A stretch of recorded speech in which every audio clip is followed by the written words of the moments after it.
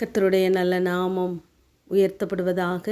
ஏசாயா 49 அதிகாரம் 2 தமது கரத்தின் நிழலினால் என்னை மறைத்து என்னை துலக்கமான அம்பாக்கி என்னை தமது அம்பரா துணியிலே மூடி வைத்தார் என்று வாசிக்கிறோம். தேவன் நம்மை அவருடைய கரத்தினால் ஏன் மறைக்கிறார் என்றால், நாம் அழிவுக்கு தப்ப வேண்டும், ஆபத்துக்கு தப்பி பிழைக்க வேண்டும் என்பதற்காக நம்மை மறைக்கிறார். நம்மை அம்பரா தூணியிலே மூடி வைக்கிறாராம். அம்பரா தூணி என்பது அம்பு வைப்பதற்காக பயன்படுத்தப்படுகிற பை. அதிலே வைத்து நம்மை மூடி வைக்கிறார். எப்பொழுது நம்மை துலக்கமான அம்பாக பயன்படுத்துவார் என்பது நமக்கு தெரியாது. ஆனால் அவர் நம்மை மூடி வைக்கும் வரை, நம்மை மறைத்து வைக்கும் வரை நாம் கர்த்தருடைய கரத்திலே அடங்கி இருக்கிறவர்களாய் இருக்க வேண்டும். அவர் நம்மிலே வெளிப்பட வேண்டும், நம்மிலே மகிமைப்பட வேண்டும் என்பதற்காக ஒரு நாட்களை, நேரங்களை குறித்து வைத்திருக்கிறார். நாம் தொடர்ந்து வாசிப்போமானால், நீ என் தாசன் இஸ்ரவேலே, நான் உன்னில் மகிமைப்படுவேன் என்று சொல்லுகிறார். நம்மிலே தேவன் வெளிப்பட வேண்டும், மகிமைப்பட வேண்டும் என்பதற்காகவே குறித்த காலங்களுக்காக நம்மை மறைத்து வைக்கிறார். சத்துருனுடைய பார்வையிலே நாம் பட்டுவிடக்கூடாது, எதிரிகள் நம்மை பார்த்துவிடக்கூடாது என்பதிலே தேவன் மிகவும் கவனமாயிருக்கிறார். ஏனென்றால் 5 நாம் இப்படியாக வாசிக்கிறோம், கர்த்தருடைய பார்வையில் கனம் அடைவேன், என் தேவன் என் பலனாயிருப்பார் என்று சொல்லுகிறார். ஆகவே கர்த்தருடைய பார்வையிலே நாம் உயர்த்தப்பட வேண்டுமென்றால், கனம் பெற வேண்டுமென்றால், நாம் தேவ கரத்திலே நாம் அடங்கி இருக்கிறவர்களாக இருக்க வேண்டும். அநேக நேரங்களிலே நாம் அநேக ஆபத்துகளையும் அழிவுகளையும் நமக்கு தெரியாமலே தப்பி இருப்போம். ஆனால் அப்படிப்பட்ட நேரங்கள் நமக்கு மறைக்கப்பட்டு இருந்தாலும் தேவன் நம்மை ஒருபோதும் மறவாதபடி நம்மை இப்படிப்பட்ட காலங்களுக்கு, சூழ்நிலைகளுக்கும் நம்மை விலக்கி அவர் பாதுகாக்கிறவராய் இருக்கிறார். ஏனென்றால் நாம் உன்னதமானவருடைய மறைவிலே இருக்கிறவர்களாய் இருக்கிறோம்.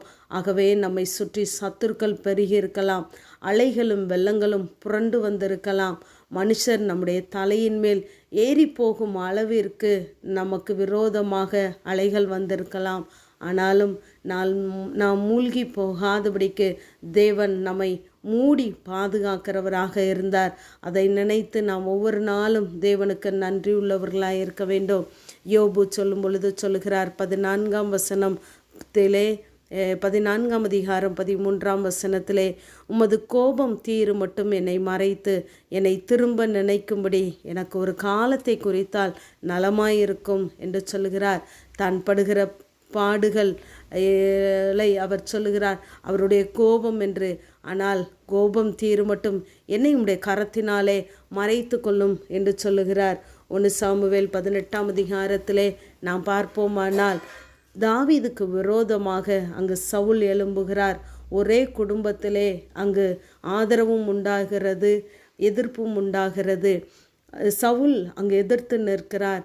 ஆனால் இந்த யோனத்தானோ அவனை தன் உயிர் போல சிநேகிக்கிறவனாய் இருந்தான். 19 அதிகாரம் 1 தாவீதை கொன்று போடும்படியாக சவுல் அங்கு தன் ஊழியக்காரர் எல்லாரிடம் ஆலோசனை பண்ணுகிறான். ஆனால் இந்த யோனத்தான் சொல்கிறார், நீ எச்சரிக்கையாயிரும், மறைவான இடத்திலே உம்மை ஒளித்து கொள்ளும் என்று சொல்லி அவனுக்கு, தாவீதுக்கு மறைவாக நின்று அங்கு பேசுவதை நாம் பார்க்கிறோம். தாவீதின் மேல் வைத்த தேவ நோக்கம், தேவ திட்டம் நிறைவேற வேண்டும், அவனிலே தேவன் மகிமைப்பட வேண்டும் என்பதற்காக அங்கு ஒவ்வொருவரையும் ஒவ்வொரு சூழ்நிலைகளையும் வைத்து மறைத்து தேவன் அங்கு பாதுகாக்கிறவராக இருக்கிறார். தம்முடைய கரத்தின் நிழலினாலே தாவீதை மறைத்தவர் அங்கு தம்முடைய நேரம் வரும்பொழுது தேவ சித்தம் அங்கு நிறைவேறியது. ஆகவே நம்முடைய வாழ்க்கையிலும் அநேக நேரங்களிலே தேவனுடைய கரத்தின் நிழல் நம்மை பாதுகாக்கிறதாய், நம்மை மறைக்கிறதாய் இருக்கிறது. ஆகவே தேவ கரத்திலிருந்து நாம் தப்பி விலகி போகாதபடி தேவ கரத்திலே இருப்போம். தேவன் நம்மை பயன்படுத்துவார். ஆமேன். ஜெபம். பிதாவாகிய தேவனே, குமாரனாகிய இயேசு கிறிஸ்துவின் நாமத்தின் மூலமாய் உம்முடைய சன்னிதானத்தில் வருகிறேன். உமது சமூகத்தின் மறைவிலே மறைத்து என்னை காப்பாற்றும் என்ற வேத வார்த்தையின்படி எல்லா இக்கட்டுகளுக்கும் ஆபத்துகளுக்கும் எங்களை விலக்கி நீர் பாதுகாத்து கொள்ளுங்க. உம்முடைய மறைவிலே வைத்து கொள்ளுங்க. இயேசுவின் மூலம் ஜெபங்கேளும் எங்கள் நல்ல பிதாவே. ஆமென்.